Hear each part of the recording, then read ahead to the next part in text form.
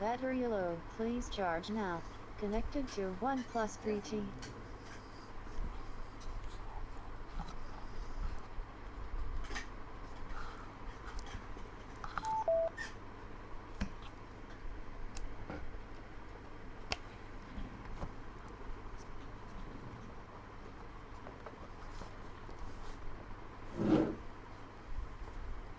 Battery low, please charge now. 6B77382D, disconnected, ready to pair.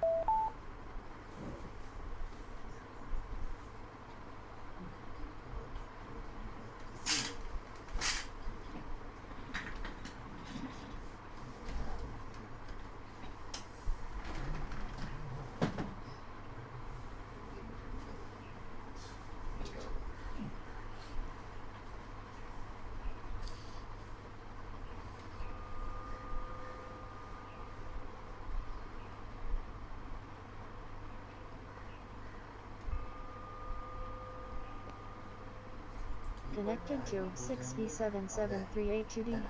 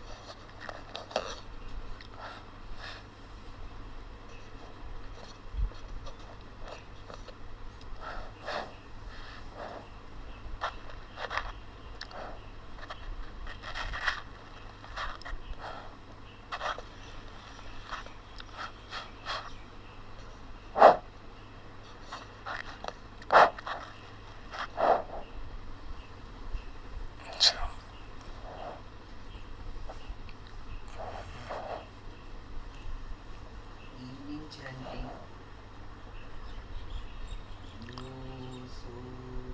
Bhagava Arhan Samma Sambuddho Sakato Yena Bhagavata Dhammo Supatipanno Yassa Bhagavato Tavaka Sangho Tamayang Bhagavanta Sadhammang Sasangham Ime Sakare Yatarhan Aropite Pujayama Taduno Vante Bhagava Suchira Parini Bhutopi Pachima Janata Nukampa Manasa Ime Sakare Dugata Panakara Bhute Patiganatu Amhakam Digarata Etaya Sukhaya Samma Sambuddho Bhagava Buddhang Bhagavantang Abhivademi. Svakhato Bhagavata Dhammo Dhammang Namassami. Supatipanno Bhagavato Savaka Sangho Sanghang Namami. Andamayam Buddhasya Bhagavato Ubbhavagnam Karam Karomasi. Namo Tassa Bhagavato Arahato Samma Sambuddhassa. Namo Tassa Bhagavato Arahato Samma Sambuddhassa. Namo Tassa Bhagavato Arahato Samma Sambuddhassa. Andamayam Buddhanusatinayam Karomasi. Tamko Pana Bhagavantang evaṁ kalyāna kiti saddho abhuggato iti piso bhagava arhan samma sambuddho vidyacarana sampanno tugato lokavidu anuttaro purisa dhammasara datta deva manussana buddho bhagavati. Andamayam Buddhavigitim Karomasi. Buddha Arahanta varata diguna viyuto Yuddha viññāna karuna isamagatato bodhesiyo sujanatang kamalang vasuro vandamiham tamarina sirsa jinendam buddhoyo sabbapāninam saranam khemamuttamang Padmanusati Thanam Vandami tam sirenam Nuddasasmi Sasmidasiva Buddho me Sami Kisaro. Buddhasanniyādemi Sariranjivitanchidam Vandantoham charisami Buddhaseva Subodhitam Nati me saranang anyang Buddho me saranang varang etena saccavajjena vaddeyam sattu sasane. Buddham me Vandamanaya Yam punyam pasutam ida sabbepi antarayami mahesum tasya tejasa kaino ajyama chetsava deko kammam pakatam to patiganato che kalantare samvaritum badavate. Andamayam Dhammanusatinayam Karomasi. Kato bhagavata dhammo sanditthiko akaliko ehipassiko panayiko paccattang veditabbo viññohiti. Andamayam Dhammavigitim Karomasi. Svakkhatadi guna yoga vase seyo Nuvaggapaka pariya vimokkhavedo dhammo kulokapatana tadadharidhari Jandamiham tamaran varadhammametam Dhammo yo Sarvapaninam karanam kaimamuttamam Tutiyānusatitthānam Vandami tam sirenam Dhammas asmi dasova Dhammo me sami kissaro Dhammasaham niyādemi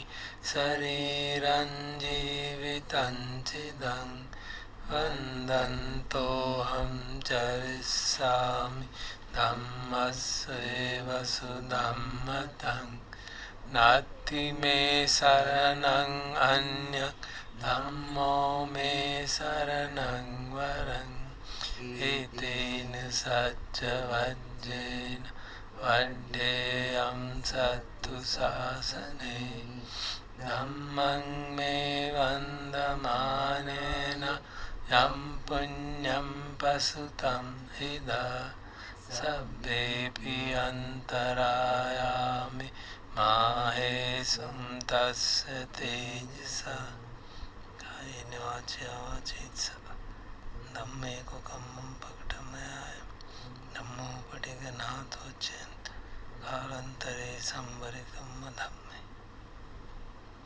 Andmayam sanghanusatinayam Karomasi Supati Panno bhagavato savaka sangho Ujupati panno bhagavato savaka sangho Nyayapati panno bhagavato savaka sangho Samichi pati panno bhagavato savaka sangho Yadidang chattari purisa yuga Atta purisa pungala Esu bhagavato savaka sangho Ahuneyo pahuneyo Dakhineyo anjali karaniyo Anuttarang punyaketang lokasati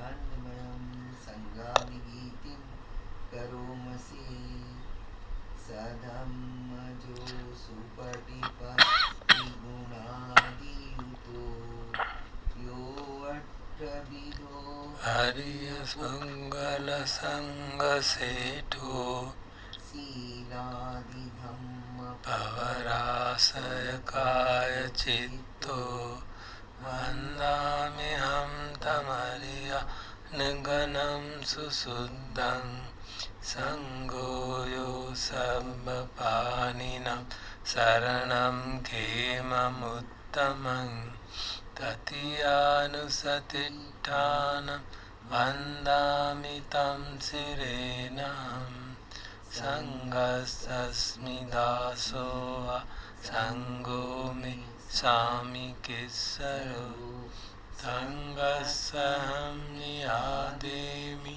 Sariram jivitanchidam Vandantiham charisam Sanghaseva subho Sanghase pannatang Natti me saranang anyang Sangomi Saranang barang Etena satcha vajjena Vaddeyam sattu sasane Sangham me vandamanena Yam punyam pasutam eda Sabbepi antarayami Mahe sumtasya tejasa Kayena vacaya vacitsa Sanghe kukamam pakatam Sangho patiganato chentam Kalantare samaritam sanghe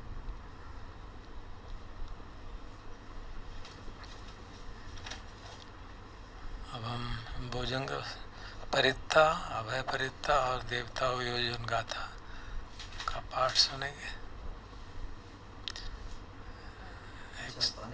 132 133 पृष्ठ number है, Hindi chanting book.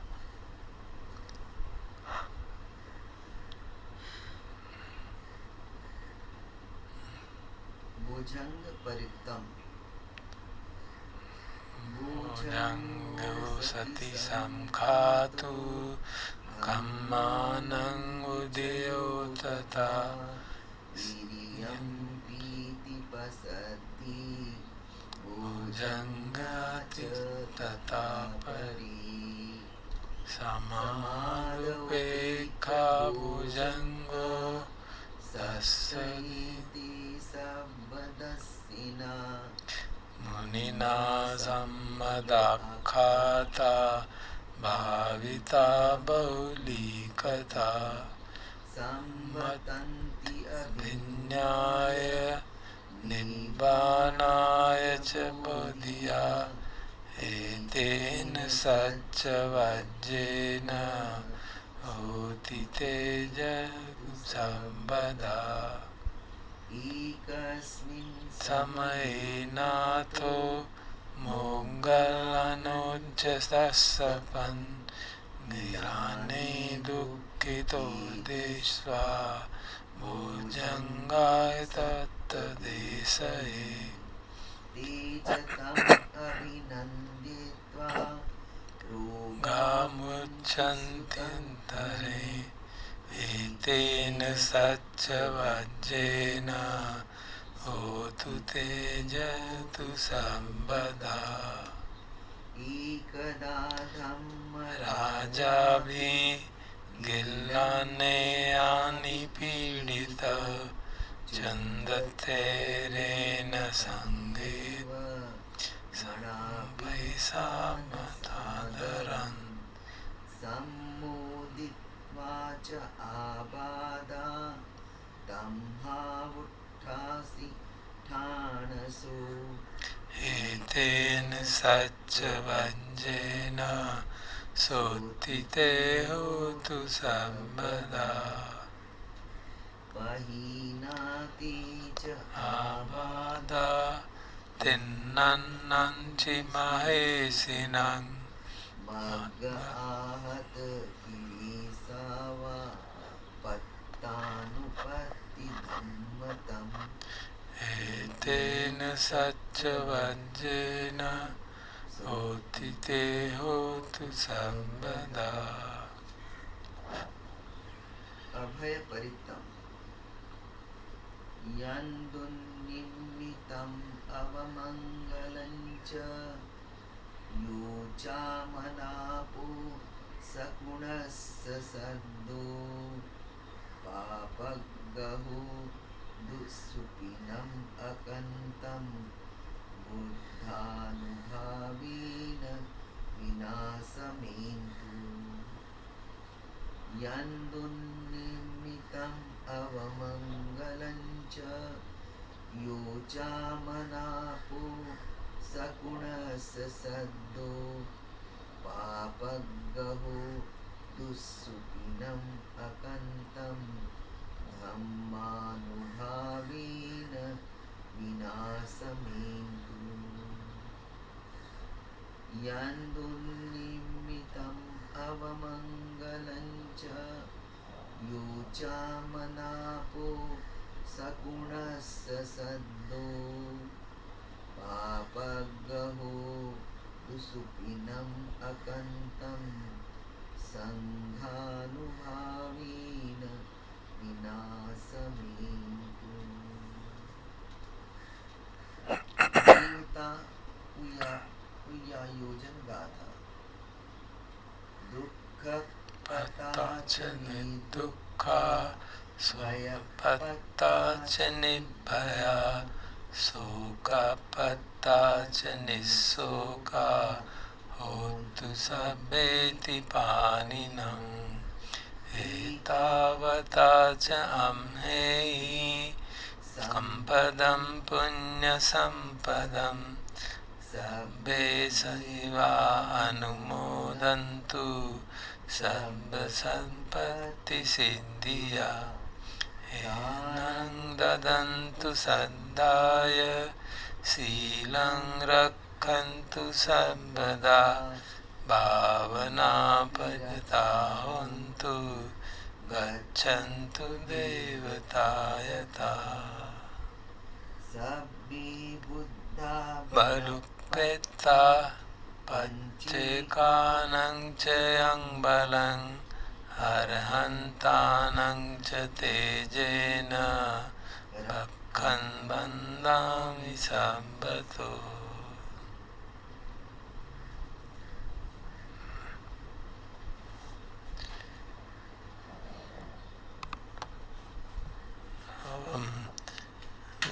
प्रवचन सुनेंगे.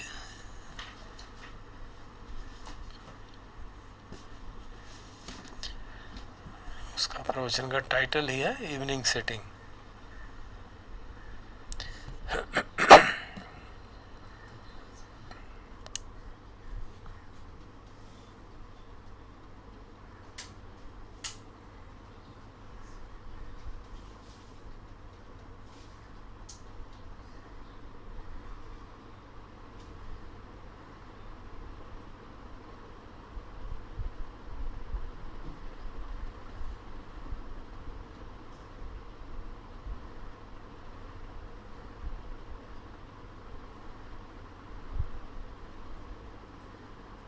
This is talk number 5 called Evening Sitting, and this was originally published in the book The Path to Peace, and there's no information about what year or what situation was that it was given in.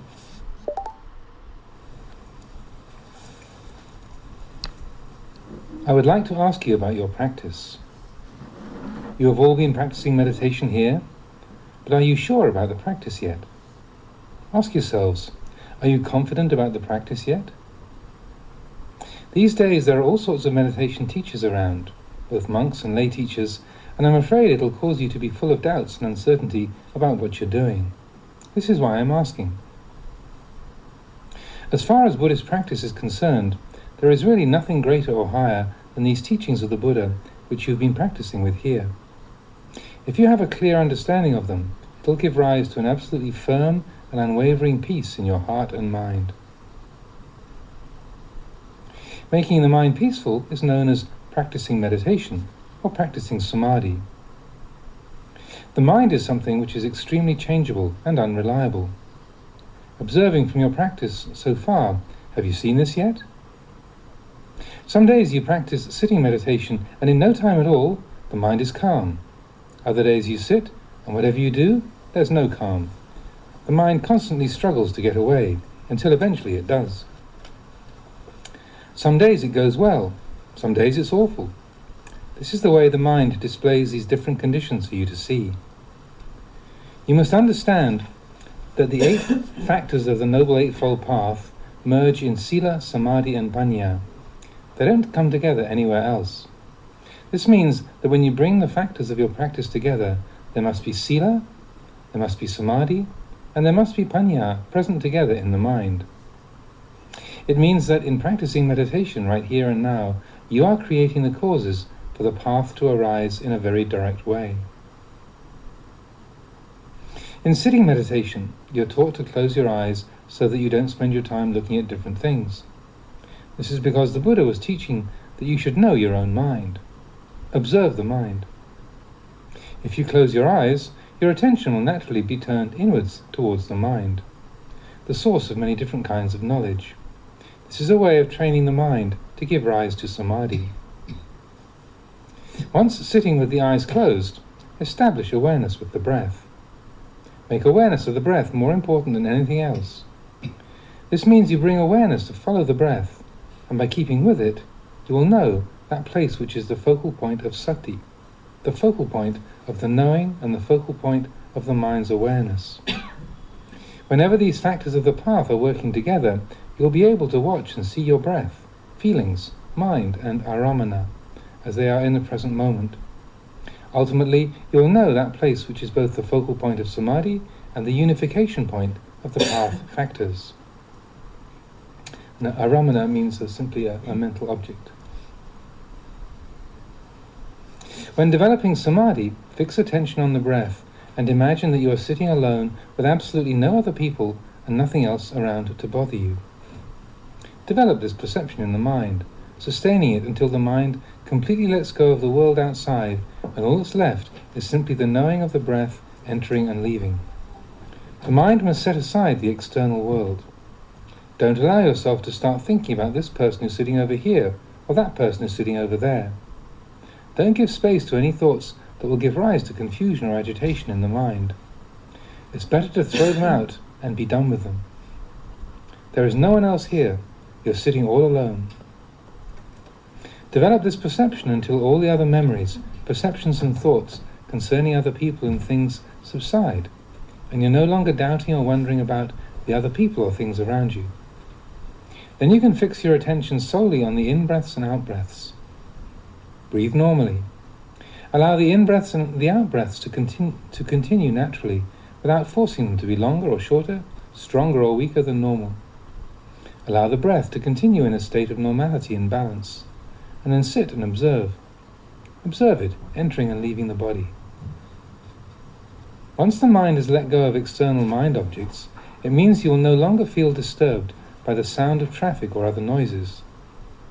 You won't feel irritated with anything outside, whether it's forms, sounds, or whatever.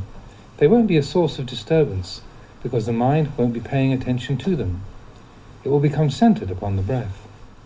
If the mind is agitated by different things and you can't concentrate, try taking an extra deep breath until the lungs are completely full, and then release all the air until there's none left inside.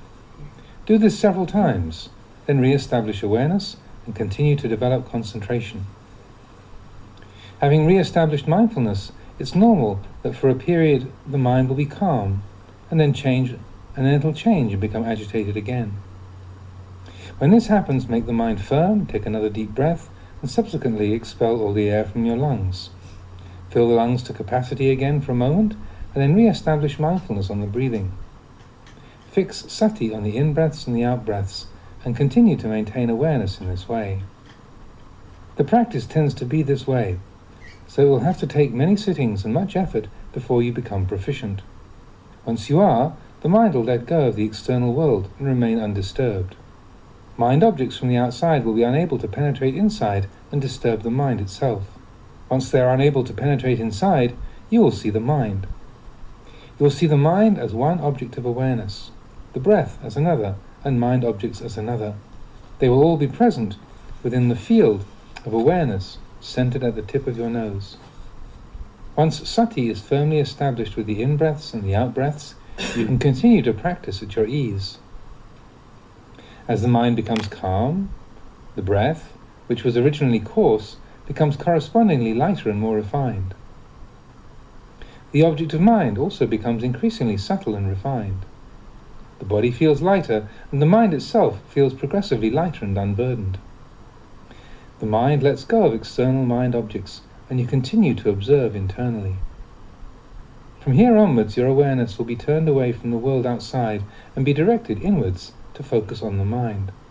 Once the mind is gathered together and become concentrated, maintain awareness at that point where the mind becomes focused. As you breathe, you'll see the breath clearly as it enters and leaves. Sati will be sharp, and awareness of mind objects and mental activity will be clearer. At that point, you will see the characteristics of sila, samadhi, and panya, and the way in which they merge together. This is known as the unification of the path factors. Once this unification occurs, your mind will be free from all forms of agitation and confusion. It will become one-pointed, and this is what is known as samadhi. When you focus attention in just one place, in this case the breath, you gain a clarity and awareness because of the uninterrupted presence of sati. As you continue to see the breath clearly, sati will become stronger and the mind will become more sensitive in many different ways. You will see the mind in the center of that place, the breath, one-pointed with awareness focused inwards, rather than turning towards the world outside. The external world gradually disappears from your awareness, and the mind no longer goes to perform any work on the outside. It's as if you've come inside your house, where all your sense faculties have come together to form one compact unit. You are at ease, and the mind is free from all external objects. Awareness remains with the breath, and over time it'll penetrate deeper and deeper inside, becoming progressively more refined. Ultimately, awareness of the breath becomes so refined that the sensations of the breath seem to disappear. You could say either that awareness of the sensation of the breath has disappeared, or that the breath itself has disappeared. Then there arises a new kind of awareness that the breath has disappeared. In other words, awareness of the breath becomes so refined that it's difficult to define it. So, it might be that you're just sitting there and there's no breath. Really, the breath is still there, but it has become so refined that it seems to have disappeared. Why? Because the mind is at its most refined, with a special kind of knowing. All that remains is the knowing. Even though the breath has vanished, the mind is still concentrated with the knowledge that the breath is not there. As you continue, what should you take up as the object of meditation? Take this very knowing as the meditation object. In other words, the knowledge that there is no breath, and sustain this. You could say that a specific kind of knowledge has been established in the mind. At this point, some people might have doubts arising, because it's here that nimitta, or mental signs, images or visions that can arise in meditation, these can appear. These can be of many kinds, including both forms and sounds. It's here that all sorts of unexpected things can arise in the course of the practice. If nimitta do arise, some people have them, some people don't, you must understand them in accordance with the truth. Don't doubt or allow yourself to become alarmed. At this stage, you should make the mind unshakable in its concentration and be especially mindful. Some people become startled when they notice that the breath has disappeared because they're used to having the breath there. When it appears that the breath has gone, you might panic or become afraid that you're going to die. Here you must establish the understanding that it's just the nature of the practice to progress in this way. What will you observe as the object of meditation now? Observe this feeling that there is no breath, and sustain it as the object of awareness as you continue to meditate. The Buddha described this as the firmest, most unshakable form of samadhi. There is just one firm and unwavering object of mind. When your practice of samadhi reaches this point, there will be many unusual and refined changes and transformations taking place within the mind, of which you can be aware. The sensation of the body will feel at its lightest, or might even disappear altogether. You might feel like you're floating in mid-air, or seem to be completely weightless. It might be like you're in the middle of space, and wherever you direct your sense faculties, they don't seem to register anything at all. Even though you know the body is still sitting there, you experience complete emptiness. This feeling of emptiness can be quite strange.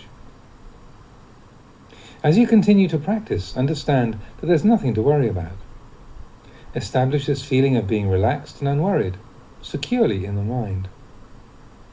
Once the mind is concentrated and one-pointed, no mind object will be able to penetrate or disturb it, and you'll be able to sit like this for as long as you want.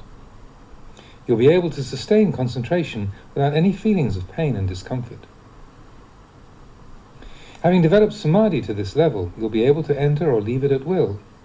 When you do leave it, it's at your ease and convenience. You withdraw at your ease, rather than because you're feeling lazy or tired. You withdraw from samadhi because it's the appropriate time to withdraw, and you come out of it at your own will. This is samadhi. You are relaxed and at your ease. You enter and leave it without any problems. The mind and heart are at ease. If you genuinely have samadhi like this, it means that sitting meditation and entering samadhi for just 30 minutes or an hour will enable you to remain cool and peaceful for many days afterwards. Experiencing the effects of samadhi like this for several days has a purifying effect on the mind. Whatever you experience will become an object for contemplation. This is where the practice really begins. It's the fruit which arises as samadhi matures. Samadhi performs the function of calming the mind. Samadhi performs one function, sila performs one function, and panya performs another function. These characteristics, which you're focusing attention on and developing in the practice, are linked, forming a circle. This is the way they manifest in the mind. Sila, samadhi, and panya arise and mature from the same place. Once the mind is calm, it will become progressively more restrained and composed due to the presence of panya and the power of samadhi. As the mind becomes more composed and refined, this gives rise to an energy which acts to purify sila. Greater purity of sila facilitates the development of stronger and more refined samadhi, and this in turn supports the maturing of panya. They assist each other in this way. Each aspect of the practice acts as a supporting factor for the other ones. In the end, these terms become synonymous. As these three factors continue to mature together, they form one complete circle, ultimately giving rise to magga, the path. Magga is a synthesis of these three functions of the practice working smoothly and consistently together. As you practice, you have to preserve this energy. It is the energy which will give rise to vipassana or panya. Having reached this stage, where panya is already functioning in the mind, independent of whether the mind is peaceful or not, panya will provide a consistent and independent energy in the practice. You see that whenever the mind is not peaceful, you shouldn't attach, and even when it is peaceful, you shouldn't attach. Having let go of the burden of such concerns, the heart will accordingly feel much lighter. Whether you experience pleasant mind objects or unpleasant mind objects, you will remain at ease. The mind will remain peaceful in this way. Another important thing to see is that when you stop doing formal meditation practice, if there is no wisdom functioning in the mind, you will give up the practice altogether, without any further contemplation, development of awareness, or thought about the work which has still to be done. In fact, when you withdraw from samadhi, you know clearly in the mind that you have withdrawn. Having withdrawn, you should continue to conduct yourself in a normal manner. Maintain mindfulness and awareness at all times. It isn't that you only practice meditation in the sitting posture. Samadhi means the mind which is firm and unwavering. As you go about your daily life, make the mind firm and steady and maintain this sense of steadiness as the object of mind at all times. You must be practicing sati and sampajanya continuously. Sampajanya means self-awareness, self-recollection, clear comprehension. After you get up from the formal sitting practice and go about your business, walking, riding in cars and so on, whenever your eyes see a form or your ears hear a sound, maintain awareness. As you experience mind objects which give rise to liking and disliking, try to consistently maintain awareness of the fact that such mental states are impermanent and uncertain. In this way, the mind will remain calm and in a state of normality. As long as the mind is calm, use it to contemplate mind objects. Contemplate the whole of this form, the physical body. You can do this at any time and in any posture, whether it's doing formal meditation practice, relaxing at home, out at work, or in whatever situation you find yourself. Keep the meditation and the reflection going at all times. Just going for a walk and seeing dead leaves on the ground under a tree can provide an opportunity to contemplate impermanence. Both we and the leaves are the same. When we get old, we shrivel up and die. Other people are all the same. This is raising the mind to the level of vipassana, contemplating the truth of the way things are the whole time. Whether walking, standing, sitting or lying down, sati is sustained evenly and consistently. This is practicing meditation correctly. You have to follow the mind closely, checking it at all times. Practicing here and now at 7 o'clock in the evening, we have sat and meditated together for an hour and now stopped. It might be that your mind has stopped practicing completely and hasn't continued with the reflection. That's the wrong way to do it. When we stop, all that should stop is the formal meeting and sitting meditation. You should continue practicing and developing awareness consistently without letting up. I've often taught that if you don't practice consistently, it's like drops of water. It's like drops of water because the practice is not a continuous, uninterrupted flow. Sati is not sustained evenly. The important point is that the mind does the practice and nothing else. The body doesn't do it. The mind does the work, The mind does the practice. If you understand this clearly, you will see that you don't necessarily have to do formal sitting meditation in order for the mind to know samadhi. The mind is the one who does the practice. You have to experience and understand this for yourself, in your own mind. Once you do see this for yourself, you'll be developing awareness in the mind at all times and in all postures. If you're maintaining sati as an even and unbroken flow, it's as if the drops of water have joined to form a smooth and continuous flow of running water. Sati is present in the mind from moment to moment, and accordingly there will be awareness of mind objects at all times.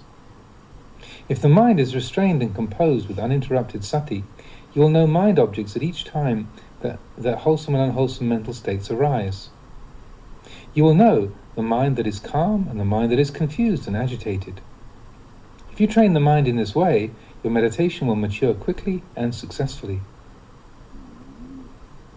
Please don't misunderstand.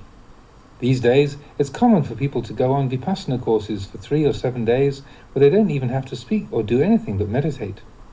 Maybe you've gone on a silent meditation retreat for a week or 2, afterwards returning to your normal daily life. You might have left thinking that you've done vipassana, quote unquote, and because you feel that you know what it's all about, then you carry on going to parties, discos, indulging in different forms of sensual delight. When you do it like this, what happens? There won't be any of the fruits of vipassana left by the end of it. If you go and do all sorts of unskillful things which disturb and upset the mind, wasting your previous efforts, then next year you go back and do another retreat for 7 days or a few weeks, then come out and carry on with the parties, discos and drinking. That isn't true practice. It isn't patipada, or the path to progress. You need to make an effort to renounce. You must contemplate until you see the harmful effects which come from such behavior. See the harm in drinking and going out on the town. Reflect and see the harm inherent in all the different kinds of unskillful behavior which you indulge in, until it becomes fully apparent. This will provide the impetus for you to take a step back and change your ways. Then you would find some real peace. To experience peace of mind, you have to clearly see the disadvantages and danger in such forms of behavior. This is practicing in the correct way. If you do a silent retreat for 7 days, where you don't have to speak or get involved with anybody, and then go chatting, gossiping, overindulging for another 7 months, how will you gain any real or lasting benefit from those 7 days of practice? I would encourage all the lay people here who are practicing to develop awareness and wisdom to understand this point. Try to practice consistently. See the disadvantages of practicing insincerely and inconsistently, and try to sustain a more dedicated and continuous effort in the practice. Just this much.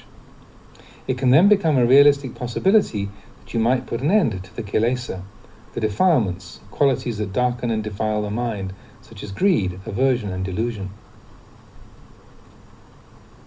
But that lifestyle of not speaking and not playing around for 7 days, followed by 6 months of complete sensual indulgence without any mindfulness or restraint, will just lead to the squandering of any gains made from the meditation. There won't be anything left. It's like going to work for a day and earning £20, but then going out and spending £30 on food and things in the same day. Would any money be saved? It would all be gone. It's just the same with the meditation. This is a form of reminder to you all, so I'll ask for your forgiveness. It's necessary to speak in this way so that those aspects of the practice which are at fault will become clear to you, and accordingly you'll be able to give them up. You could say that the reason why you have come to practice is to learn how to avoid doing the wrong things in the future. What happens when you do the wrong things? Doing wrong things leads you to agitation and to suffering, when there's no goodness in the mind. It's not the way to peace of mind. This is the way it is. If you practice on a retreat, not talking for 7 days, and then go indulging for a few months, no matter how strictly you practice for those 7 days, you won't derive any lasting value from that practice. Practicing that way, you don't really get anywhere. Many places where meditation is taught don't really get to grips with or get beyond this problem. Really, you have to conduct your daily life in a consistently calm and restrained way. In meditation, you have to be constantly turning your attention to the practice. It's like planting a tree. If you plant a tree in one place, and after 3 days pull it up and plant it in a different spot, then after a further 3 days pull it up again and plant it in yet another place, it'll just die without producing anything. Practicing meditation like this won't bear any fruit either. This is something you have to understand for yourselves. Contemplate it. Try it out for yourselves when you go home. Get a sapling and plant it in one spot, and every few days go and pull it up and plant it in a different place. It will just die without ever bearing any fruit. It's the same doing a meditation retreat for 7 days, followed by 7 months of unrestrained behavior, allowing the mind to become soiled, and then going back to do another retreat for a short period, practicing strictly without talking and subsequently coming out and being unrestrained again. As with the tree, the meditation just dies. None of the wholesome fruits are retained. The tree doesn't grow, the meditation doesn't grow. I say, practicing this way doesn't bear much fruit. Actually, I'm not fond of giving talks like this. It's because I feel sorry for you that I have to speak critically. When you're doing the wrong things, it's my duty to tell you, but I'm speaking out of compassion for you. Some people might feel really uneasy and think that I'm just scolding them. Really, I'm not just scolding you for its own sake. I'm helping to point out where you're going wrong, so that you know. Some people might think Luang Por is just telling us off, but it's not like that. It's only once in a long while that I'm able to come and give a talk.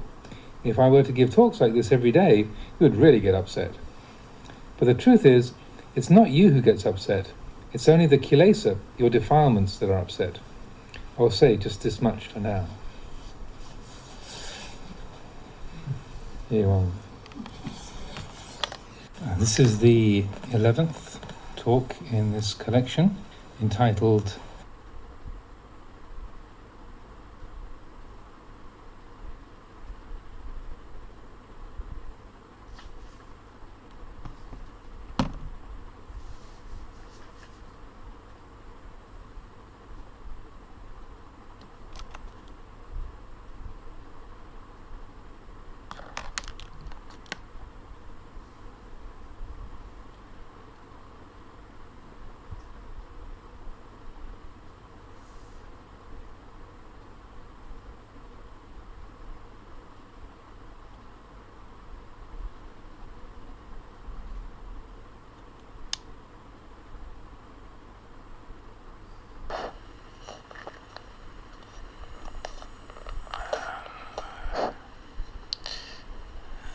आज के प्रवचन का अनुवाद कर देते हैं संक्षेप में।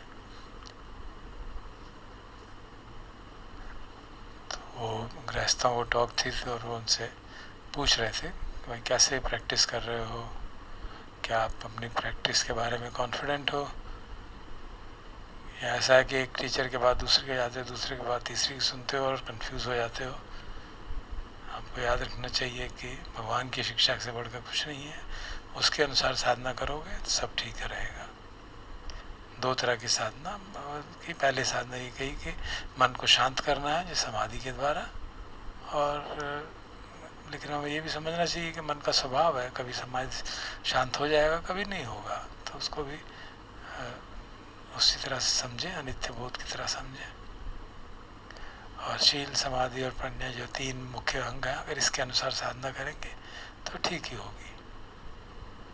पर बताया कि चित्त को शांत करने के लिए आनापान सती अच्छी बात है, और उसके लिए आँख बंद करके ध्यान करते हैं, क्योंकि आँख खुला रहेगा तो मन भटक जाएगा, और फिर सांस की ओर ध्यान रखते हैं, कहाँ से आ रहा है, कहाँ से जा रहा है, और धीरे धीरे समाधि पुष्ट होती जाती है। ध्यान करते समय ऐसे विचार करना चाहिए कि मैं अकेला ध्यान कर रहा हूँ, कोई और जो साथ बैठे हैं वो वहाँ नहीं है, ताकि मन जो है उनकी बातों में, उनके विचारों में न भटके। सारा ध्यान हमारा सांस के आना आवागमन पे लगा रहे।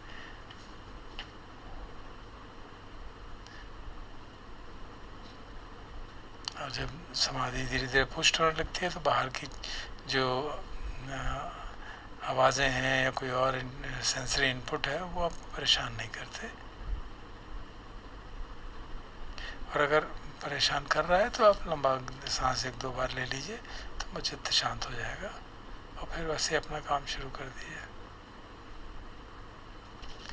सांस भी इतना लंबा लीजिए कि पेट फूल जाए और उसको रोकिए, ताकि जो मन की भटकने की बात है वो कम हो जाएगी।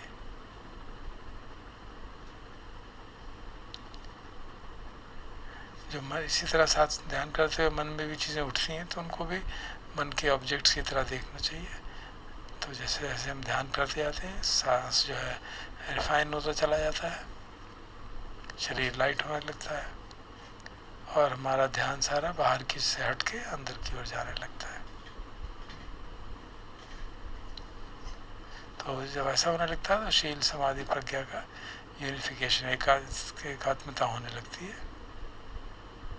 और जैसे जैसे ध्यान सांस को देखते हैं वैसे वैसे हमारी सती पुष्ट होती चली जाती है।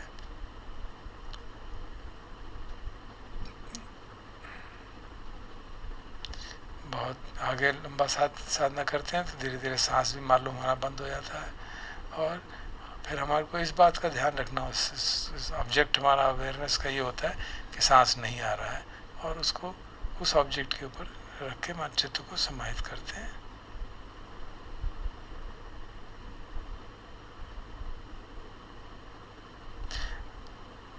जैसे आप साधना और कर रहे हैं तो निमित्त उठ सकते हैं नाना प्रकार के, वो फॉर्म्स के रूप में, कुछ आवाज़ों के रूप में, शक्लों के रूप में, तो उनको भी अनित्य दुख अनात्ता देख के, ताकि उनसे चिपके नहीं।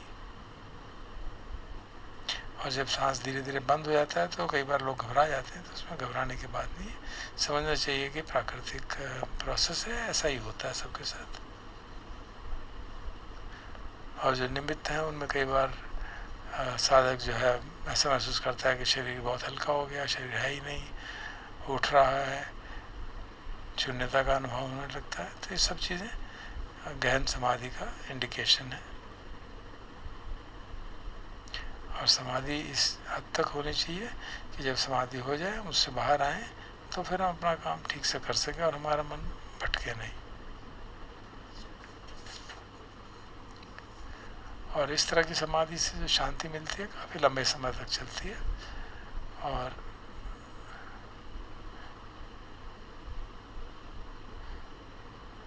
मन जो है कंपोज हो जाता है, रिफाइन हो जाता है। फिर उन्होंने वही बात रिपीट की कि शील समाधि पन्या आपस में एक दूसरे को असिस्ट करते हैं, तो उसका सबका ध्यान रखना चाहिए कहीं शील को ना भूल जाए।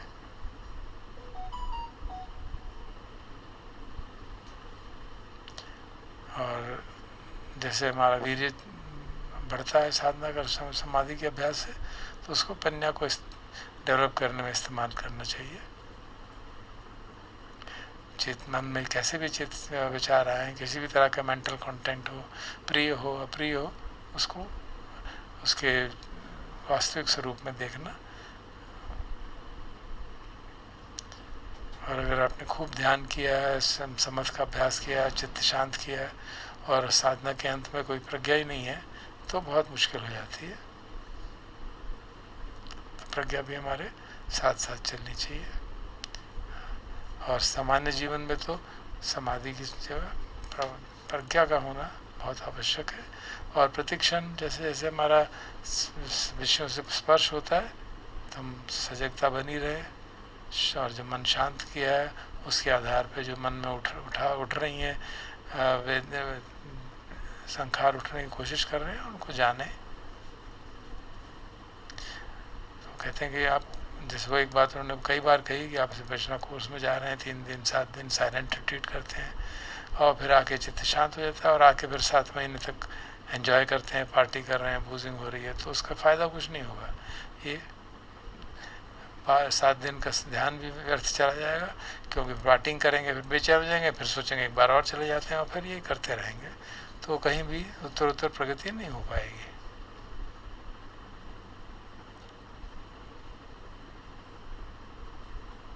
तो उसका उदाहरण यही दिया है, जैसे कोई आदमी एक पेड़ लगाए, 3-4 दिन बाद पेड़, 7 दिन पेड़ लगा रहा और फिर 7 दिन निकाल के फिर दूसरी जगह लगा दिया, फिर तीसरी जगह लगा दिया, तो इस तरह से कभी भी वो पेड़ बढ़ नहीं सकता। इसी तरह 7 दिन ध्यान करें और 7 महीने तक पार्टिंग करें, उनको भूल जाएं, तो उससे लाभ नहीं होगा।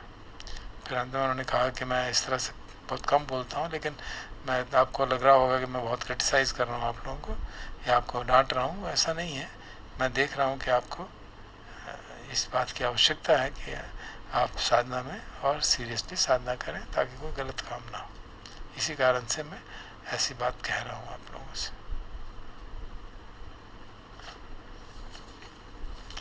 मैंने उसमें प्रोग्राम में लिखा था साइलेंट मेडिटेशन, लेकिन हमारे धर्म भाई जंगन भाई ने मुझे राजकोट से मैसेज भेजा कि आज याद दिलाया कि अजान शाह का बर्थडे है, तो फिर मैंने सोचा कि हम इस किताब से कुछ रिकलेक्शंस पढ़ लेते हैं अजान शाह के। ये किताब है रिकलेक्शंस ऑफ अजान शाह। इसमें अजान शाह के जो शिष्य हैं प्रमुख, उन लोगों ने अपनी बात यादें उनके बारे में लिखी हैं। तो कुछ डिटेल में है, कुछ संक्षेप में है, तो पहले मैं संक्षेप वाली पढ़ देता हूँ। जैसे पहले अजान सुमेधो की, ये सबसे पहले शिष्य थे, तो 1967 से 69 तक की बात कर रहे हैं। कि मैं सीधा हिंदी ट्रांसलेशन करूँगा, अंग्रेज़ी में नहीं पढ़ता। क्या है कि मैं उन दिनों बहुत जूनियर मॉन्क था, और एक रात को अजान हमको एक गांव के मेले में ले गए, और शायद मेरे साथ वेनरेबल सती मंतु भी थे, और हम सब जो हैं बहुत सीरियसली ध्यान करना चाहते थे, और इस तरह की फालतू की चीज़ें हमें बिल्कुल पसंद नहीं थी। तो एक गांव के मेले में जाना बिल्कुल हमें पसंद नहीं था, क्योंकि गांव में लोग जो हैं बहुत लाउड स्पीकर चलाते हैं। पर क्या करें, अजान शाह सती मंतों को और मुझे उस गांव में ले गए, और सारी रात हमको उस शोर शराबे में लाउड स्पीकर के में सुनना पड़ा। और जो भिक्षु थे वो सारी रात वहाँ पे टॉक्स देते रहे ज़ोर ज़ोर से, और मैं मन ही मन सोचता रहा कि अरे मुझे तो अपनी गुफा में जाना था। वहाँ के घोस्ट जो हैं इससे तो अच्छे ही हैं, वहाँ के भूत प्रेत भी अच्छे हैं। और जो सती मंतु मैं देख पा रहा था कि वो भी उसी तरह से परेशान है, नाराज़ हो रहा है, बहुत ही प्रसन्न कि कहाँ ले आए हमको अजान शाह। तो हम सोचने लगे कि अजान शाह हमको ऐसी जगह क्यों ले आते हैं। फिर थोड़ी देर में मैं विचार करने लगा, तो मुझे लगा कि मैं यहाँ पे परेशान क्यों हो रहा हूँ, इसमें क्या बुराई है, क्या परेशानी है। ये परेशानी तो मेरे मन में खड़ी हो रही है। बाहर की वो लाउड स्पीकर का आवाज़ है, शोर है, वो अपनी जगह है, उसको लेके मैं अपने मन में इतनी बेचैनी, इतनी नफरत क्यों पैदा कर रहा हूँ। और फिर उस रात कहते हैं मुझे सचमुच मालूम पड़ा कि किस तरह से हम दुख बाहर की वस्तुओं को लेके अपने मन में क्रिएट करते हैं, और वो एक अंतर्दृष्टि जागी कि बाहर की वस्तुएं, बाहर के स्पर्श अपनी जगह, हमारा मन अपनी जगह है, और हम अपने मन को प्रोटेक्ट कर सकते हैं। और जैसे पहले तो मैं लाउड स्पीकर को, लोगों को, सबको बुरा भला सोच रहा था मन में, फिर जैसे ही मैंने ये सब त्याग दिया तो देखा कि कोई भी परेशानी नहीं है, और समझ में आ गया कि वो शोर उसके परेशानी शोर के कारण नहीं थी, ये मेरे मन के कारण थी जो परेशान हो रहा था। फिर अजान मुनिंदो का बता रहे हैं कि शुरू के समय जब वो 4 साल तक पहले भिक्षु रह चुके थे, वो उनके लिए बड़ा कठिनाई का समय था। उनका एक मोटरसाइकिल का एक्सीडेंट हो गया था, जो भिक्षु बनने से पहले, और कई साल तक वो बैठने में बड़ी दिक्कत होती। मेरे और बार बार बैठने से मेरी घुटने जो हैं वो बिल्कुल सीज हो गए थे। तो डॉक्टर ने कहा कि बहुत आर्थराइटिस है और ऑपरेशन की ज़रूरत पड़ेगी, उसमें 2-3 महीने लगेंगे, फिर कई महीने लगेंगे इस चलने में। और गर्मी का मौसम था, तो मैं काफ़ी परेशान हो रहा था कि मैं सोचता था मेरी सारी जीवन ही ख़राब हो गया। कौन ऐसा, सब लोग क्या सोचेंगे कि कैसा बुद्धिस्ट मॉन्क है जो कि पालती मार के भी नहीं बैठ सकता था। और जब भी मैं बाकी लोगों को पालती मार के बैठता था, देखता था, तो मुझे बहुत गुस्सा आता था, अपने ऊपर नाराज़गी होती थी कि ये डॉक्टर ने क्या कर दिया, डॉक्टर को ऐसा नहीं करना चाहिए। फिर सोचता था कि भिक्षुओं के रूल ऐसे नहीं होने चाहिए, बहुत कष्टदायक है, बहुत परेशानी है। फिर मैंने सुना कि अजान शाह बैंकॉक आ रहे हैं, तो मैंने सोचा कि अगर मैं उनके पास मिलने जाऊं तो शायद कुछ मेरा लाभ हो। तो जब मैं उनसे मिलने गया तो मैं ठीक से प्रणाम भी नहीं कर पाया। तो उन्होंने मुझे देखा और कहा, तुम क्या कर रहे थे आजकल। तो मैंने शिकायत की, लंगपुर क्या कर, ये मेरे साथ ऐसा होना चाहिए था क्या। डॉक्टरों ने कहा 2 हफ्ते में ठीक हो जाना चाहिए, 2 महीने हो गए और मैं अभी तक परेशान हुए जा रहा हूँ। तो देखने लगे मेरी तरफ और बड़े आश्चर्य से कहने लगे और बहुत ज़ोरों से बोले, क्या कहना चाहते हो, कि ऐसा नहीं होना चाहिए था? और अगर ऐसा नहीं होना चाहिए था तो ऐसा नहीं होता। तो बस इतनी सी बात मेरे को बहुत स्ट्राइक की कि वो क्या कह रहे हैं कि प्रॉब्लम मैं क्रिएट कर रहा हूँ, जैसा है वैसा है, जो दर्द है वो तो है ही है, बट उसकी बात कोई मना नहीं कर सकता, लेकिन मैं उस दर्द को लेके जो मन में बेचैनी क्रिएट कर सकता था वो मैं अपनी तरफ से कर रहा था। तो अजान की वो बात इतनी स्ट्रांगली लगी कि मुझे सारा नज़रिया मेरा बदल गया। फिर सिस्टर चंदाश्री बता रही हैं अपना अनुभव जब वो इंग्लैंड गए थे लुंगपुर चा 1979 में। तो उन्होंने कहा कि सबसे बड़ी बात उनकी ये थी कि जो उनकी प्रेजेंस थी, जैसे वो अजान सुमेधो थे जो मेरे एक बहुत महत्वपूर्ण आचार्य थे, उनके साथ बैठ के मुझे बहुत प्रसन्न लगती थी, बहुत अच्छा लगता था और लंबे समय तक उनके प्रति श्रद्धा जागी रहती थी।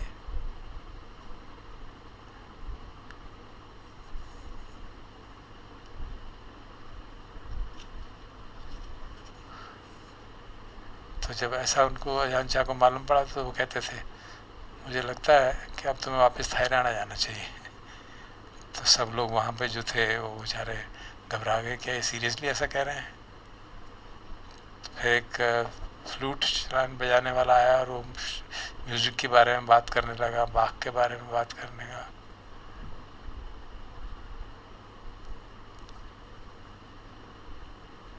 वो कहने लगा कि उसमें म्यूज़िक में क्या बुराई है, अधिकतर म्यूज़िक तो आध्यात्मिक है, उसमें तो संसार की कोई चीज़ें ही नहीं है।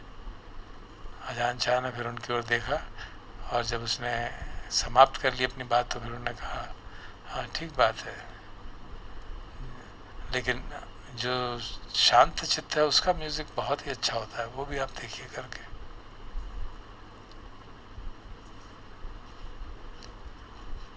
फिर अजान ये पॉल ब्राइटर जो शुरू में भिक्षु थे, बाद में उन्होंने डिसरोब कर लिया था, कहते हैं कि एक पश्चिमी गृहस्थ वाटपाबाग में आया और उनसे पूछा अजान चाह से, क्या तुम अरहंत हो? तो अजान चाह ने कहा, हाँ, तुम्हारे सवाल का जवाब तो देना चाहिए। तो मैं ऐसे इसका जवाब देता हूँ, मैं एक पेड़ की जैसा हूँ जंगल में, उसमें पक्षी आते हैं, बैठते हैं मेरी ब्रांच पे, कुछ फल खाते रहते हैं, किसी को खट्टा लगता है, किसी को मीठा लगता है, लेकिन पेड़ को कुछ नहीं मालूम होता कि क्या हो रहा है। पेड़, ये पक्षी कहते हैं कि ये खट्टा है मीठा, पेड़ के हिसाब से तो फल है, वो तो सब पक्षियों का बातचीत करना है। तो बताते हैं ये उनका उत्तर था। उसी शाम फिर लोग चर्चा कर रहे थे अरहंत और बोधिसत्व की, हम लोग, तो उन्होंने डिस्कशन कहा, अरहंत मत बनो, बुद्ध मत बनो, कुछ भी मत बनो, कुछ भी बनोगे तो परेशान हो जाओगे। ज़रूरी नहीं है कि तुम कुछ ना कुछ बनते ही रहो, ये ज़रूरी नहीं है कि तुम कुछ रहो। और फिर शांत होकर कहा, जब कई बार मैं जब ऐसा इन चीज़ों के बारे में सोचता हूँ तो लगता है मुझे कुछ बोलना ही नहीं चाहिए। फिर कुछ थोड़े लंबे संस्मरण है। हाँ, एक अजान सुमेधो का एक कि उनके मन में, लुंगपोचा के मन में बहुत मैत्री थी। जब मुझे हमेशा लगता था कि वो मुझे बड़े प्रेम से रिसीव करते थे, वो मेरे में इंटरेस्टेड लगते थे और मुझे इंट्यूटिवली लगता था कि बहुत समझदार, बहुत प्रज्ञावान आदमी है। हालांकि मुझे उनकी भाषा बिल्कुल समझ नहीं आती थी, बट जिस तरह से वो जीवन जीते थे, जैसा उनका चाल तौर तरीका था, बहुत प्रसन्न करता था मुझे। वो स्पष्ट बात करते थे और बिल्कुल सीधी से तुरंत वो देख पाते थे कि मैं कहाँ अटका हुआ हूँ। तो वो नहीं चाहते थे कि मैं पढ़ाई में ज़्यादा समय लगाऊँ और उन्होंने कहा कि बस प्रैक्टिस करते रहो। और जब मैं उनके पास गया तो उन्होंने मुझसे कहा कि किताबें अपनी रख दो, बहुत पढ़ ली तुमने, अब अपने चित्त को पढ़ो। और मुझे बहुत अच्छा लगा क्योंकि मैं पढ़ के पहले ही थक चुका था और उसको अभ्यास में लाना चाहता था। हाँ, कि वो काफ़ी टॉक्स देते थे, बट मैं ज़्यादा तो पहले 2 साल तो कुछ समझ ही नहीं पाता था। हाँ, जो ड्यूटीज़ है कोरवाट, जो भिक्षुओं की रिस्पॉन्सिबिलिटीज़ हैं वो बहुत बोला करते उसके बारे में बोलते थे कि जिस तरह से आप विहार में रहते हो, सजग रहो, किस तरह से खाना खा रहे हो, किस तरह से कपड़े चीवर धारण कर रहे हो, कैसी तुम्हारी कुटी है, कैसी मोनेस्ट्री है, सबके बारे में बहुत सजग रहो। और हमेशा मेरे चित्त में जो हो रहा होता था वो मुझे स्पष्ट मेरे सामने खड़ा कर देते थे, एक शीशे की तरह। मैं कई बार विचारों में भटक जाता था, बट जब जैसे ही उनके पास आता था मैं देखता था कि मैं विचार छोड़ पाता हूँ एकदम, और मुझे उनको मुझे कहने की भी ज़रूरत नहीं पड़ती थी। उनकी प्रेजेंस इतनी पावरफुल थी कि मुझे स्पष्ट दिखने लगता था मैं क्या कर रहा हूँ और कहाँ अटक रहा हूँ। तो इसलिए मैंने सोचा कि मैं जब तक संभव होगा उनके साथ ही रहूँगा, और 10 साल तक मैं वाट पप्रॉन्ग में ही रहा और उनकी अन्य ब्रांचेस में रहा।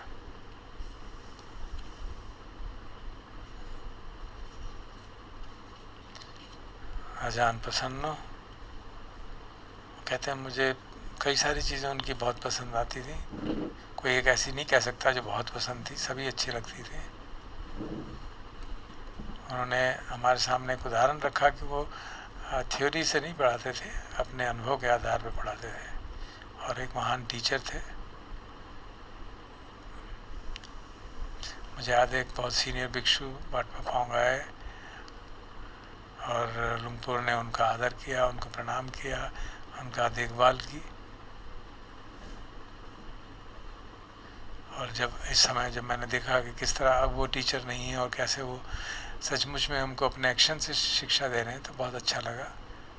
ये स्पष्ट एक अनात्मबोध की शिक्षा थी, क्योंकि वो तुरंत एक आचार्य से एक क्या रोल को तुरंत छोड़ पाए और अपने सीनियर भिक्षु के सामने एक जूनियर भिक्षु की तरह व्यवहार करने लगे। तो इस प्रकार से वो हमको सिखाया करते थे। तो बता रहे हैं कि एक बार हम पिंडपात से आ रहे थे और मैं उनके पीछे पीछे चल रहा था। मेरी थाई भाषा उतनी अच्छी नहीं थी और मैं आदर से उनके साथ साथ चल रहा था। तो जब हम जंगल की ओर जा रहे थे तो 2 छिपकलियाँ पेड़ से गिरी। लुंगपुर ने देखा और वो चिपकी हुई थी, तो उन्होंने कहा देखो संसार अगर वो चिपकी ना होती तो इस तरह से गिरती नहीं और चोट नहीं खाती। और इस बड़ी सिंपल सी बात बड़ी मजाकिया तरीके में उन्होंने मेरे को शिक्षा दी। तो इस तरह जो एक्चुअल सिचुएशन जीवन में आती थी उनको आधार बना के लुंगपुर हमको धर्म की शिक्षा दिया करते थे, ताकि हम धर्म को हर तरफ देखें, हर परिस्थिति में धर्म को देखें। और उनकी जो मानवीय भाग था वो बहुत देखने योग्य था। उनको स्किन की कुछ परेशानी होती रहती थी और मैं उनको कुछ ऑइंटमेंट लगाता रहता था। मुझे उनके कपड़े वगैरह उतारने पड़ते थे, ऑइंटमेंट लगाने पड़ते थे, और वो मजाक करते रहते थे, तुमने मेरा पिछवाड़ा देखा कितना सुंदर लगता है।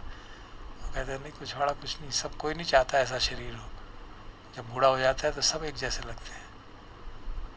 इस तरह से वो छोटी छोटी बातों को आधार बना के हमको धर्म की देशना देते थे।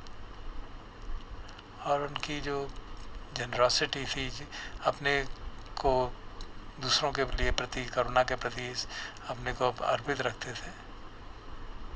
तो बता रहे एक बार मैं वाट पप्रॉन्ग में रह रहा था उनके उपठक की तरह। मैं कई सालों से भिक्षु था और थाई भी मेरी अच्छी हो गई थी, तो मैं उनकी शिक्षा को समझ पाता था और मैं उनके साथ रात तक रहता था और उनको मसाज करता था, सुलाता था। और मध्य रात्रि से पहले कभी सोते नहीं थे और कई बार 1 और 2 बजे तक भी जागे रहते थे और धर्म की शिक्षा जिसको भी चाहिए होगी वो देते रहते थे। और हम देखते रहते थे कि किस तरह से वो अपने सुख का त्याग करके उपस्थित रहते हैं। बट हाँ, उनका उपठक रहना भी कोई आसान नहीं था, बहुत मुश्किल काम था, क्योंकि उनका कोई शेड्यूल नहीं होता था। जैसी सिचुएशन होगी वो वैसे ही चलेंगे, हमेशा फ्लेक्सिबल रहते थे और जैसी परिस्थिति हो, करुणा के वश, अपनी जनरॉसिटी के वश, वो कुछ भी समय में परिवर्तन करते थे।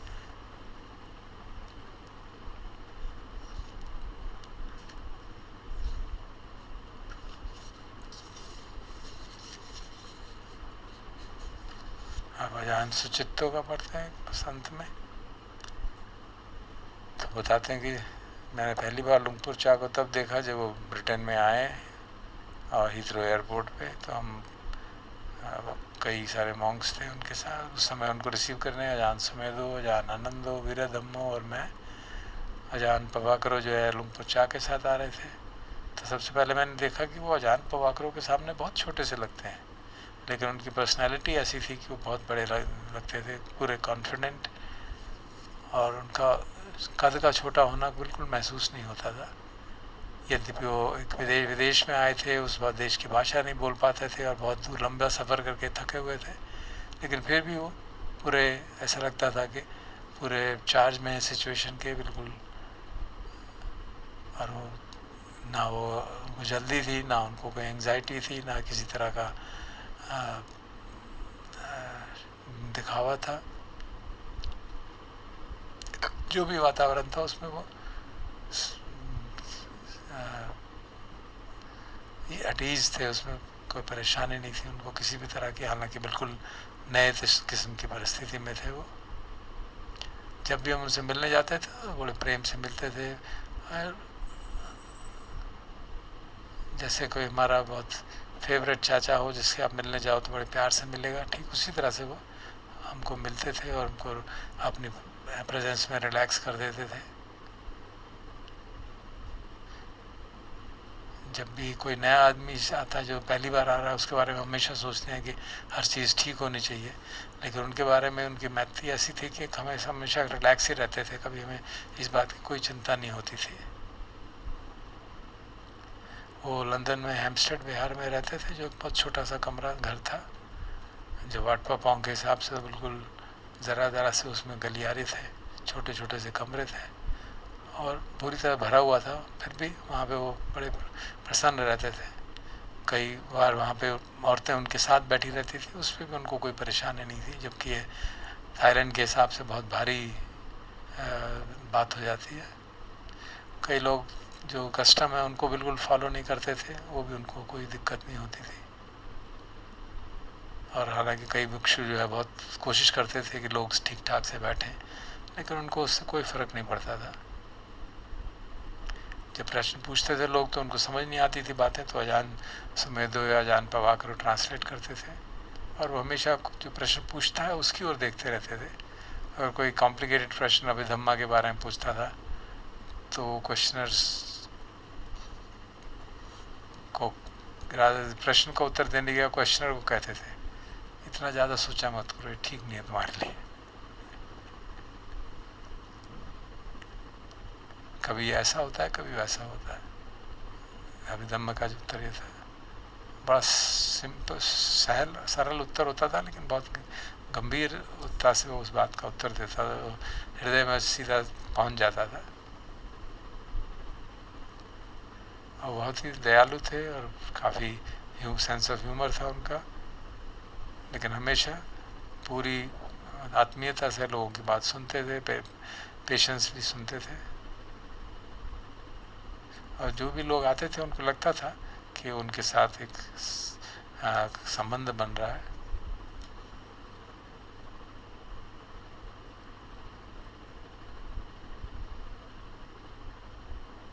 कई बार लोग, बहुत सारे लोग आए थे, बड़ी मुश्किल से बैठ पाते थे, उनके पास कोई प्रश्न भी नहीं होता था, बस जस्ट बैठते थे, तो उनको साथ बैठना बड़ा अच्छा लगता था।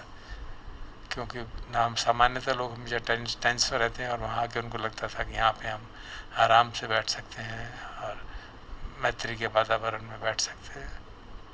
हालांकि जो अजान चाह बोल रहे हैं वो कुछ समझ नहीं आता था, क्योंकि उनकी थाई हमको ज़्यादा समझ नहीं आती थी, और आपको कुछ न पूछना भी नहीं है, लेकिन फिर भी लोग वहाँ आके घंटों बैठे रहते थे। सब कुछ चलता ही रहता था, कोई जल्दी नहीं, धीरे धीरे, और ना ही कहीं रुकता था। हमेशा ऐसा लगता था जैसे वो उदाहरण देते हैं स्टिल फ्लोइंग वाटर का, वही स्टिल फ्लोइंग वाटर की इमेज हमारे को उनके अंदर हमेशा दिखा करती थी।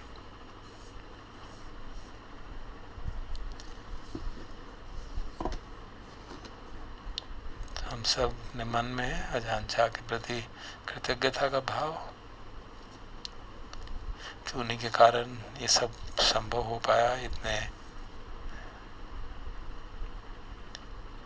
सैकड़ों वेस्टर्न भिक्षु उनके साधक बने, उनके शिष्य बने, और हम सबको उनके माध्यम से शिक्षा मिल पाई। तो अजान चा के प्रति अनन्य कृतज्ञता।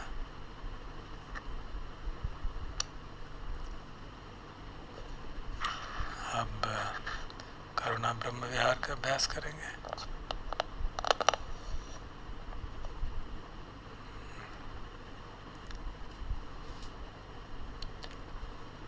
जैसे उन्होंने अपना तरीका बनाया है करुणा ब्रह्म विहार के लिए। 8 अनाट्य सूत्र के जो कुछ वर्सेस हैं उनको हम चैंट करते हैं इस भाव से कि जो सम्यक संबुद्ध हैं, जो अरहंत हैं, जो बोधिसत्व हैं, उन सब के तेज से, उन सब की मैत्री, कांति और अन्य पारमियों के बल से सभी लोग सुखी रहें, प्रसन्न रहें। इस समय इतनी विषम परिस्थिति है, करोड़ों लोग दुखी, इतने लोग प्रतिदिन आहत हो रहे हैं, मृत्यु को प्राप्त हो रहे हैं क्योंकि रोग बढ़ता जा रहा है। और हमारे देश के लिए तो और दुर्भाग्य कि रोग तो बढ़ ही रहा है। रोग के कारण दुख तो था ही था। अब आज सुबह समाचार आया कि इतने सारे हमारे सैनिक विश्वासघात के कारण के चरहते मार दिए गए, और उनके भी, चीन के भी सैनिक मारे गए इस चक्कर में। तो बड़ा दुख की परिस्थिति के किस तरह से अज्ञान के वश, किस तरह से राग द्वेष के वश हम लोग हानि कर रहे हैं। जैसे महामारी की हानि काफ़ी नहीं थी, और कष्ट और दुख। और आज हमारी जो संघ की, अरण्य विहार संघ की रेगुलर साधिका हैं बम्बई में, उन्होंने बताया कि उनकी खास मित्र, उनके पति, उनकी मेट भी कोरोना वायरस की चपेट में आ गए हैं। और उनके मित्र वही हैं जो धम्मारामा में आई थी पिछले वर्ष जब लुम्पोलियम आए थे। उनके फ़ोटो भी उन्होंने भेजी थी, तो मुझे याद आया कि उनको हमने देखा था। उनके पति काफ़ी सीरियस हैं। पहले भी एक उन्होंने साधक के बारे में बताया था जो बीमार है, तो वो काफ़ी एक्सपोज्ड है इतनी दुख के अंदर। तो आज उन सब का ध्यान करके उनके प्रति भी करुणा का भाव हम सब लोग मिलके करते हैं। तो आए हम सब चैंटिंग उन सब के प्रति जो दुख में हैं, और अपने प्रति, क्योंकि हम भी किसी न किसी तरह के दुख में अनुभव कर ही रहे हैं, शारीरिक कष्ट, और कभी कभी वो मानसिक रूप में दुख भी बदल ही जाता है। तो अपने प्रति और सभी के प्रति ये भावना कि सभी अरहंतों, बोधिसत्वों, महान अधिकारी देवताओं के प्रभाव से दुख में कुछ कमी हो, रोग में कमी हो। वचसा मनसा चैव वन्दामि ते तथागते शयने आसने ठाने गमने चापि सर्वदा सदा सुखेन रक्षन्तु बुद्धा सन्ति करातुवं तेहि तं रक्षितो सन्तो मुक्तो सर्वभयेन च सर्वरोगविनिमुक्तो सर्वसन्तापवर्जितो सर्ववीरमतिकन्तो निवृतो च तुअम्भव तेषां सच्चेन शीलेन कान्ति मित्ताबलेन च तेऽपि तुमे अनुरक्षन्तु आरोग्येन सुखेन च।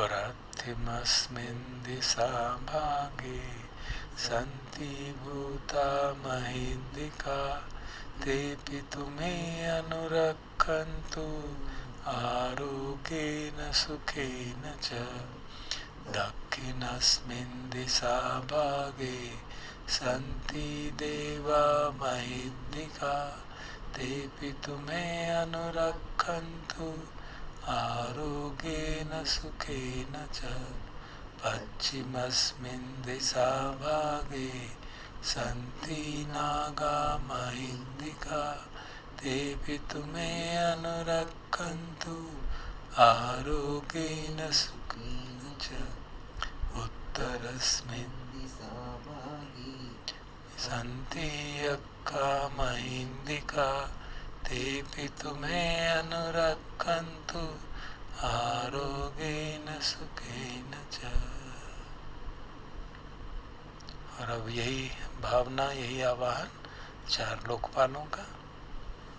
पुरीं दिशं दतरट्टो दक्षिणेन विरुल्लको पश्चिमेन विरूपको कुबेरोत्तरं दिशं चत्तारोति महाराजा लोकपालाय सस्सिनं तेऽपि तुमे अनुरक्षन्तु आरोग्येन सुखेन च भूमट्ठा देवानागा महीन्दिका तेऽपि तुमे अनुरक्षन्तु आरोग्येन सुखेन च।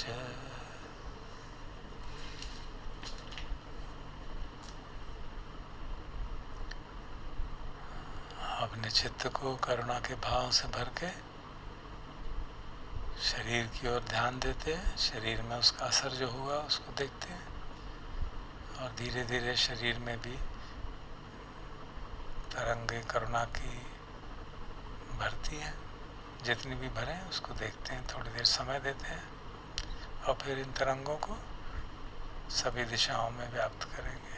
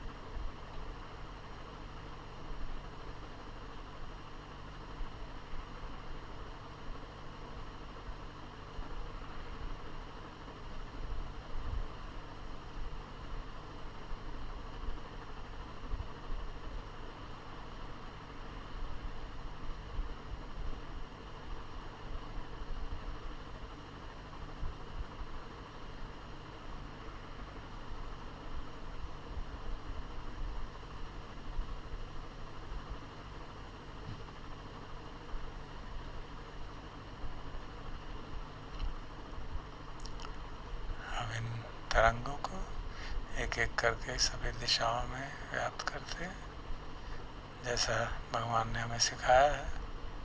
कैसा, किस तरह से सभी ब्रह्म विहारों को दिशाओं में व्याप्त करना चाहिए। मैं धीरे धीरे वो चैंटिंग करता हूँ और साथ साथ हम उसका अभ्यास भी करेंगे।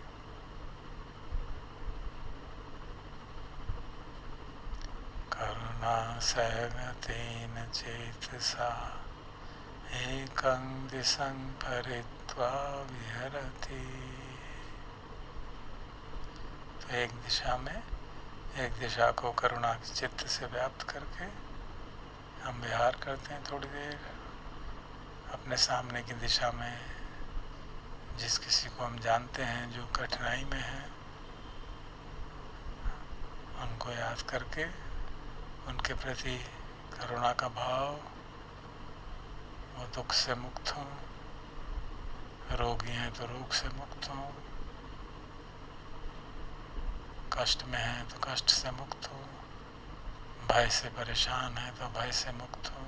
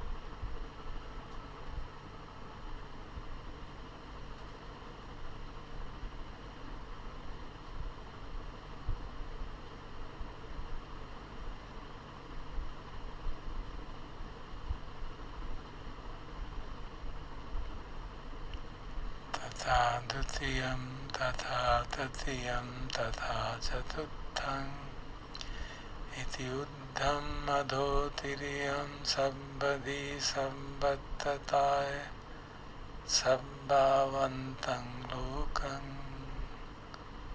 करुणा सहगतेन चेतसा विपुलेन महद्गतेन अपमानेन अवैरेण अव्यापज्येन भरित्वा विहरति। तो भगवान कहते हैं इसी प्रकार दूसरी दिशा, तीसरी, चौथी, फिर आड़ी तिरछी और 4 दिशाएं, नीचे ऊपर 2 और, तो इस प्रकार 10 दिशाएं में सब तरफ सब बद्धता है अपने प्रति और सबके प्रति, सभी लोगों में हम करुणा से भरे हुए चित्त से, जिसमें विपुल महान असीम करुणा है, और जो चित्त राग द्वेष से विहीन, वैर से विहीन है, उस चित्त से सभी दिशाओं के प्राणियों को व्याप्त करते हैं करुणा से, इस भाव से कि सभी के दुख दूर हों।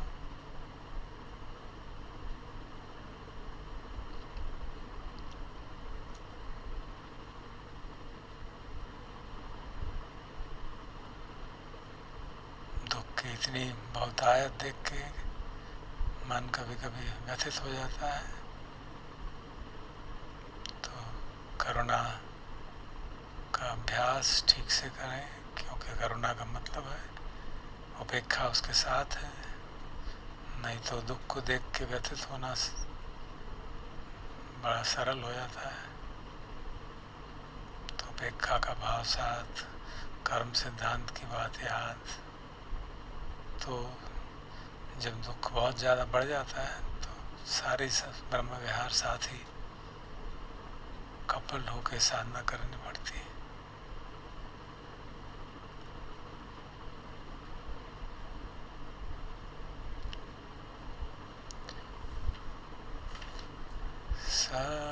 सबनीतियो विभजन्तु शोको रोगो विनाशतु माते भवतु अन्तरायो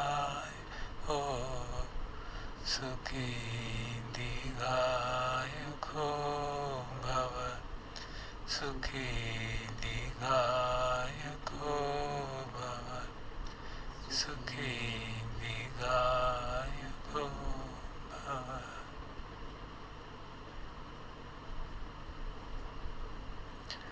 और साधक होने के नाते हम ये भी जानते हैं कि दुख मुक्ति का एक ही मार्ग है कि दुख के मूल कारण को त्यागना,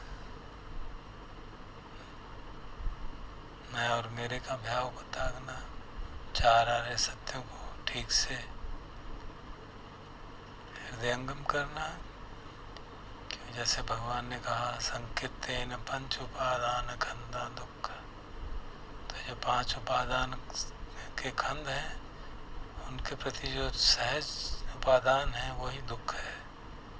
तो हम सब इस बात को समझ सकें और समझ के जीवन में उतार सकें, तभी सचमुच में दुख से मुक्ति होगी, नितांत मुक्ति होगी, हमारी दृष्टि सम्यक होगी, और सम्यक दृष्टि ही दुख से मुक्ति का वास्तविक का मार्ग है। तो समापन करते हैं इस अभ्यास का, इस कामना से कि सभी लोग ठीक से देख पाएं, ताकि कोई गलत काम न करें जिसके कारण दुख हो, शोक हो। सबे सत्ता सुखी होवन्तु, सबे होवन्तु सुखिनो, सबे भद्राणि पश्यन्तु, मा किञ्चित् पापमागमात्, मा किञ्चित् दुःखमागमात्, मा किञ्चित् शोकमागमात्।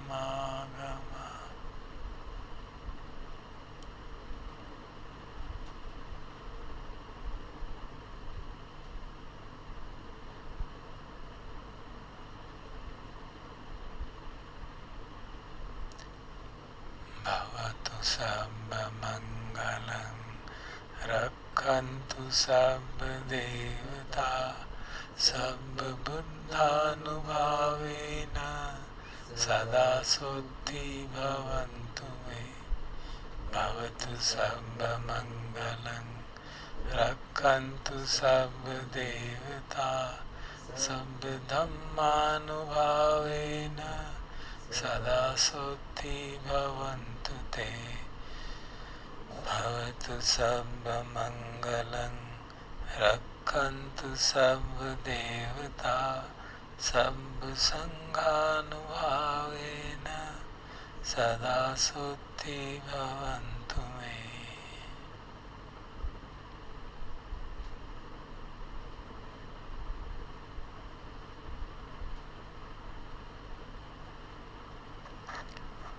अरहं सम्मा सम्बुद्धो भगवा, बुद्धं भगवन्तं अभिवादेमि। स्वागतो भगवता धम्मो, धम्मं नमस्सामि। सुपटिपन्नो भगवतो सावक संघो, संघं नमामि।